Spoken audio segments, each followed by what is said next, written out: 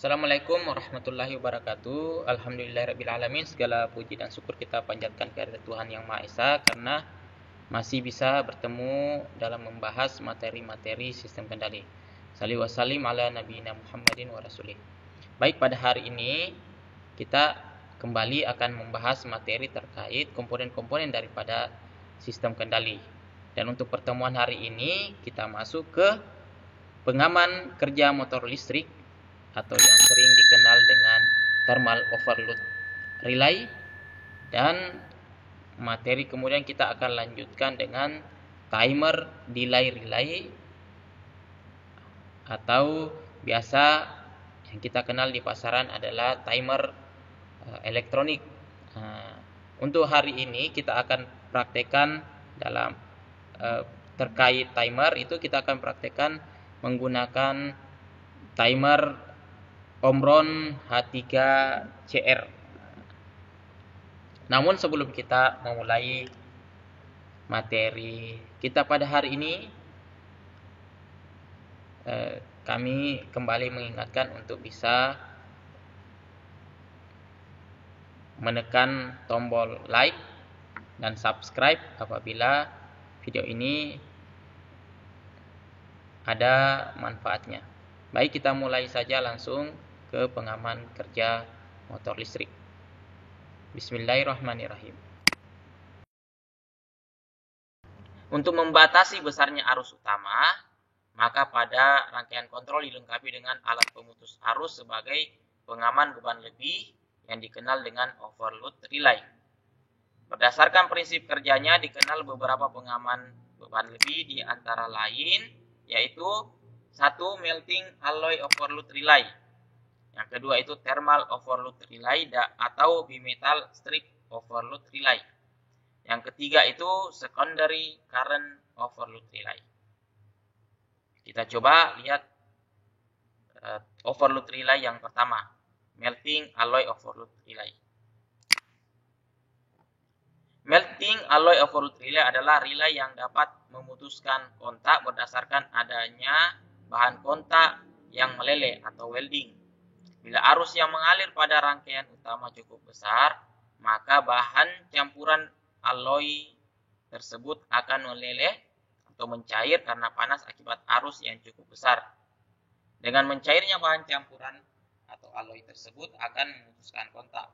Selanjutnya, kontak dapat dikembalikan pada kedudukan semula bila bahan campurannya atau alloy tersebut telah dingin atau mengeras kembali. Pemutus dengan sistem pencairan bahan campuran atau melting alloy biasanya digunakan untuk kapasitas daya tertentu. Jika ingin merubah setelan arus pengaman atau tripping current, cukup dengan mengganti komponen bahan campuran atau melting alloy.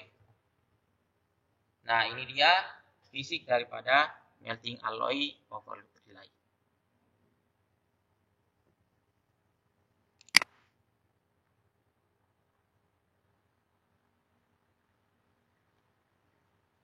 Overload relay yang kedua adalah thermal overload relay atau bimetal strip overload relay. Thermal overload relay atau TOR adalah peralatan pengaman beban lebih yang peka terhadap suhu dan akan membuka atau menutup kontaktor pada saat suhu yang terjadi melebihi batas yang ditentukan, yang berfungsi untuk memutuskan jaringan listrik jika terjadi beban lebih. Relay ini berfungsi untuk mengamankan motor atau memberi perlindungan kepada motor dari kerusakan akibat beban lebih. Beberapa penyebab terjadinya beban lebih antara lain, yang pertama, terlalu besarnya beban mekanik dari motor. Yang kedua adalah arus start yang terlalu besar atau motor berhenti secara mendadak. Yang ketiga, terjadinya hubung singkat. Dan yang keempat itu terbukanya salah satu fas dari motor 3 fas.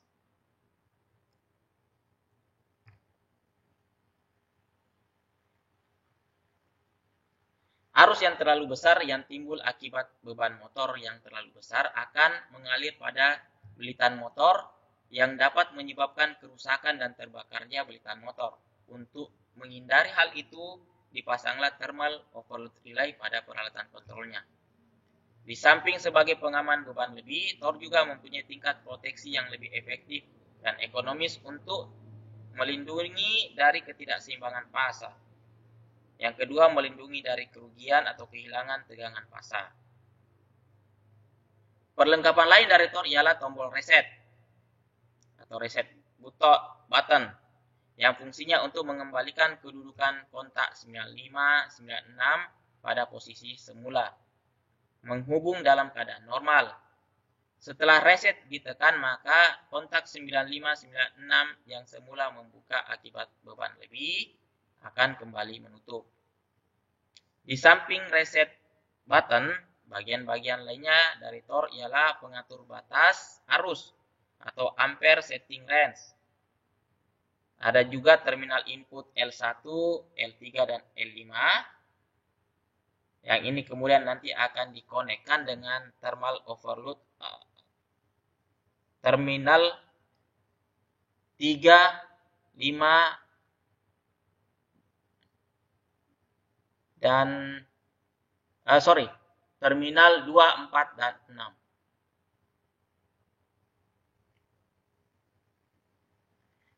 Ada juga terminal output daripada Tor, yakni biasanya itu diberi kode angka, kode huruf T1, T2, dan T3. Ada juga manual test, manual or automatic reset, trip indication light, dan tripping contact atau 9596. Dan ada juga signaling kontak 97 dan 98. Prinsip kerja Tor berdasarkan panas atau temperatur yang ditimbulkan oleh arus yang mengalir melalui dua logam yang berbeda jenis atau yang disebut dengan bimetal. Oleh karena bekerjanya Tor berdasarkan pelengkungan bimetal, maka Tor disebut juga dengan bimetal strip overload relay. Dari sifat pelengkungan bimetal akibat panas yang ditimbulkan, bimetal akan menggerakkan kontak-kontak mekanis pemutus dan penghubung rangkaian listrik. Dalam hal ini kontak 9596 membuka dan kontak 9798 menutup. Nah, begitu seterusnya secara bergantian ketika motor terjadi trouble.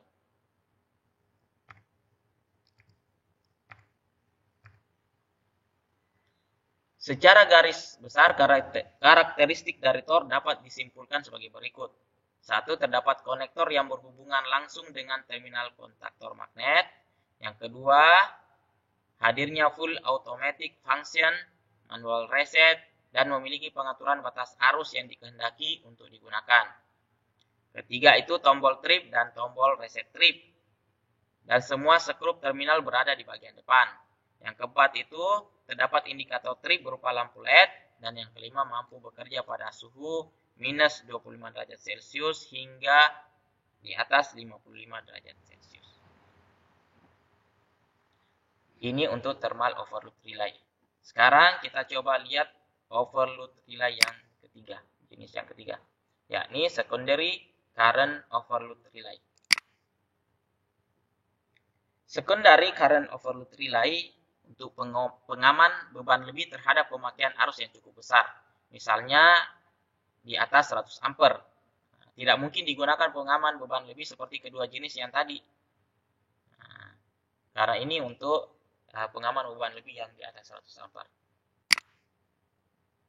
Arus beban yang besar tidak langsung melewati relay ini, tetapi melalui sebuah trafo. Jadi, secondary current overload relay ini dilengkapi dengan trafo arus yang berfungsi untuk menurunkan arus sesuai dengan besarnya arus untuk menggerakkan relay.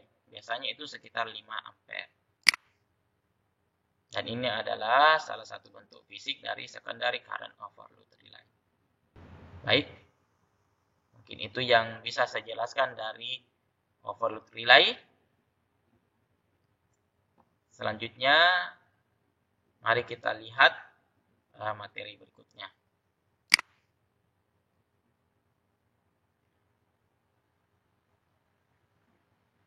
Materi berikutnya ada timer delay relay atau TDR.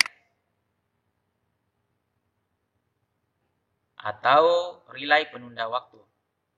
Relay penunda waktu atau yang lebih dikenal time delay relay ini banyak digunakan dalam instalasi motor listrik, terutama instalasi yang membutuhkan pengaturan waktu secara otomatis. Peralatan kontrol ini dapat dikombinasikan dengan peralatan kontrol lain seperti kontaktor magnet atau magnetic kontaktor, thermal overload relay, dan lain-lain.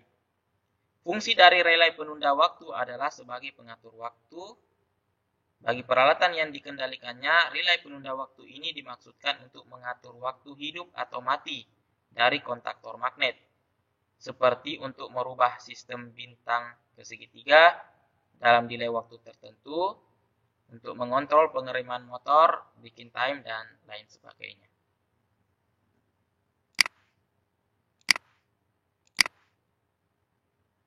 Ditinjau dari cara kerjanya, relay penunda waktu terdiri dari 3 macam, yaitu relay penunda waktu pneumatik, relay penunda waktu elektrik, dan relay penunda waktu elektronik.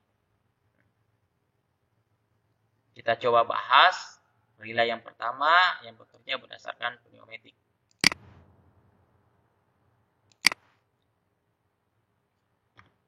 Cara kerja relay penunda waktu ini berdasarkan tekanan udara pada balon karet atau bulb. Pengaturan waktu diperoleh dengan cara memutar skrup pengatur udara atau katup jarum. Besarnya bukaan dan tutupan katup menentukan lamanya waktu menutup atau membukanya kontak. Tekanan udara pada katup diperoleh pada saat kumparan dialiri arus listrik. Kumparan magnet ini akan menarik tuas yang ada di dalam silinder dan langsung memompa udara pada balon karet. Sistem pemompaan udara pada balon karet ini tergantung pada rencana pemasangan relay. Apakah relay direncanakan untuk delay on atau delay off. Jadi perlu kita ketahui bahwa relay ini terbagi dua menurut fungsi kerjanya, yaitu kapan dia digunakan delay on, dan yang kedua itu adalah kapan dia digunakan delay off. Kumparan magnetnya ada yang dioperasikan dengan listrik AC dan ada juga yang menggunakan listrik DC. Jadi relay ini tidak semata-mata digerakkan oleh pneumatik saja, tetapi juga tetap masih menggunakan pembangkit medan magnet di sekitar relaynya. Untuk itu dalam pemakaiannya perlu diperhatikan jenis tegangan dan besar tegangan yang digunakan, serta kemampuan nominal beban yang diizinkan untuk relay ini. Bisa kita saksikan sama-sama konstruksi dari bentuk pneumatic timing relay dari square key. Bagian-bagiannya sudah terpampang jelas di sini, bagian-bagian daripada relay penunda waktu pneumatik.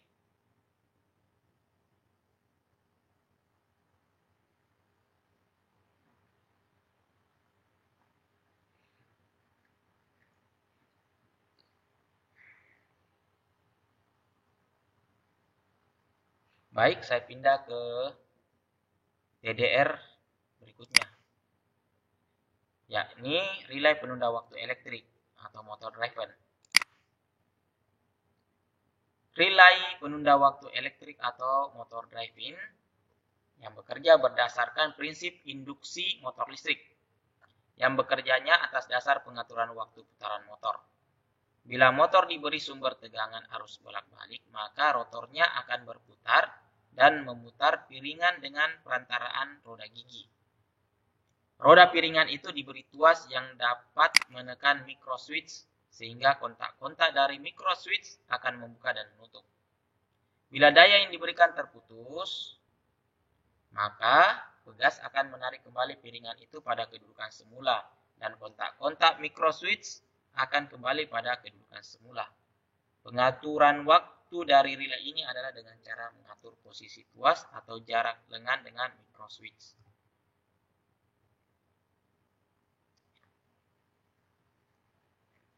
Jadi konstruksi relay penunda waktu elektrik ini bisa kita lihat bahwa dia tetap masih menggunakan induksi elektromagnetik di sekitar koil yang ada pada gambar ini.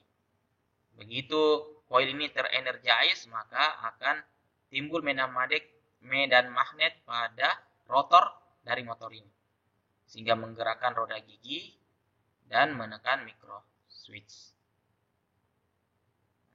Pengaturan waktunya bisa kita lakukan di bagian depan dari fisik TDR ini.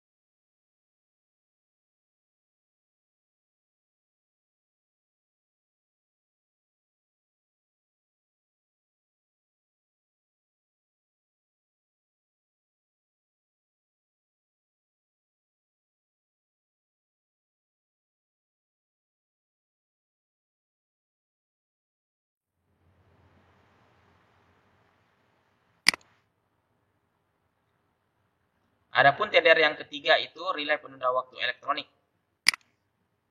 Ya, umumnya dan mungkin kita akan juga menggunakan relay seperti ini.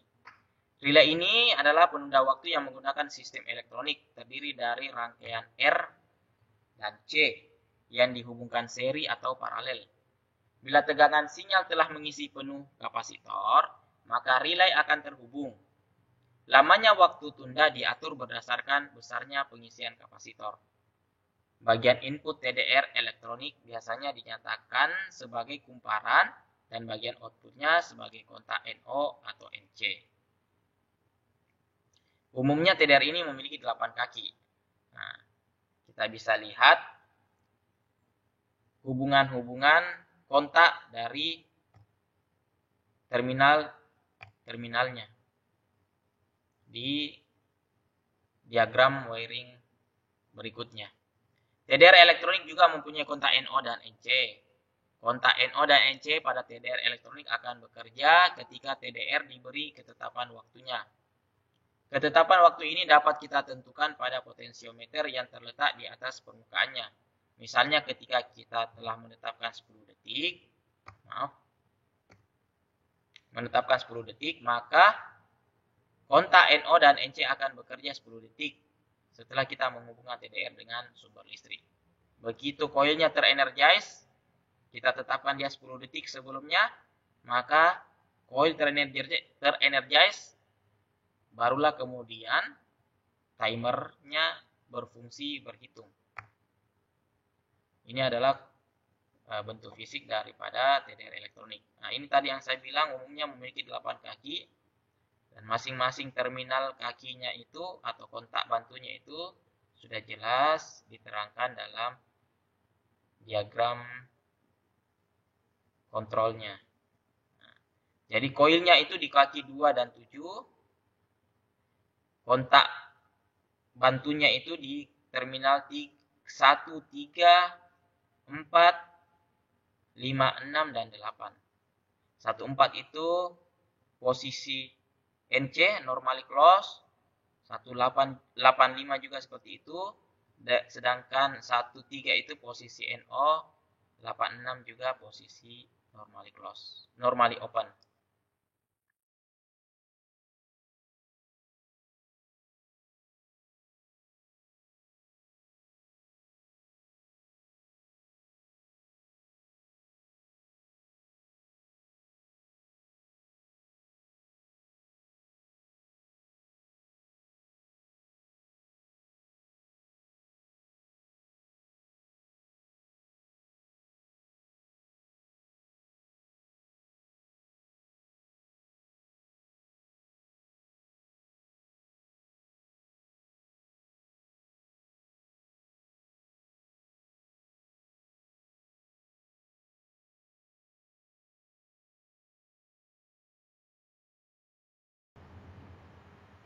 Oke. Ini yang bisa saya jelaskan untuk pertemuan kita. Semoga rekan-rekan bisa sedikit tercerahkan atau bisa sedikit menambah wawasan keilmuan saudara-saudara terkait komponen-komponen yang akan kita gunakan untuk membuat suatu atau merakit suatu rangkaian kontrol, baik itu semi otomatis maupun otomatis. Semua tidak lepas dengan komponen-komponen penunjang yang tadi sudah kita jelaskan. Berikutnya kita akan ketemu di materi selanjutnya, yakni kontaktor dan instalasinya. Mungkin sampai di sini dulu, saudara-saudara, teman-teman, rekan-rekan yang bisa saya bagikan. Semoga di pertemuan berikutnya kontaktor dan instalasi bisa saya bagikan secepatnya dan bisa menambah kembali wawasan keilmuan kita tentang sistem kontrol semi otomatis dan otomatis ini. Terima kasih. Wassalamualaikum warahmatullahi wabarakatuh.